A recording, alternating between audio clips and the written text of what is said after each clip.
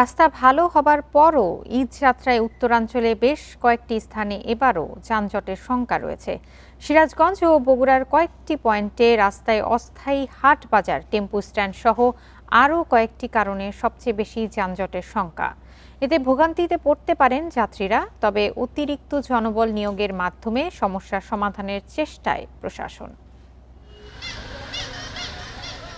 প্রশাসনের তথ্য বলছে, ঢাকা-রংপুর মহাসড়কের ৯৪৪ কিলোমিটারে রাস্তার দুই পাশে ছোট বড় ১১০টি হাট বাজার বসে। বৈধ অবৈধ বাস স্ট্যান্ড আছে অন্তত ২৫০। তাই এবারের ঈদযাত্রায় যানজটের সংখ্যা রয়েছে সিরাজগঞ্জের হাটিকুমরুল, গাইবান্ধার গোবিন্দগঞ্জ, বগুড়ার মোকামতলা, মাটিডালি, চারমাথা সহ বেশ কয়েকটি পয়েন্টে।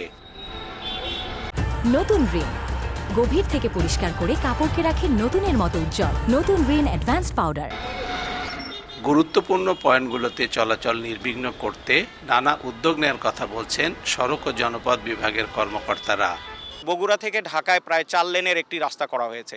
এছাড়াও আমরা আমাদের যে ঢাকা থেকে যে বগুড়াগামী যে লেন আছে, এটা র্যাম-বি বলছি আমরা, এটার অর্ধেকটা আমরা ঈদের আগে চালু করে দিব। তো আশা করা যায় এবারের ঈদযাত্রা হবে শঙ্কামুক্ত এবং নিরাপদ। রাস্তা ভালো হবার পরেও অনেক এলাকায় যানজটের আশঙ্কা রয়েছে। শৃঙ্খলা ধরে রাখতে বিশেষ ব্যবস্থা নেয়ার আহ্বান ব্যবহারকারীদের। দোকানপাট বা রাস্তায় অটো, সিএনজি, বাস এগুলো দাঁড়ানোর কারণে এখানে আমাদের এই মোড়ে অনেক জ্যাম হয়। পার্কিং যাতে ফাঁকে হয়, আর পার্কিং না করে ভালো, কিন্তু পার্কিং করলে আর যানজট বেশি হবে। এদিকে মহাসড়কে চলাচল নির্বিঘ্ন করতে অতিরিক্ত জনবল নিয়োগ ও ব্যবস্থা নেয়ার কথা জানিয়েছে প্রশাসন।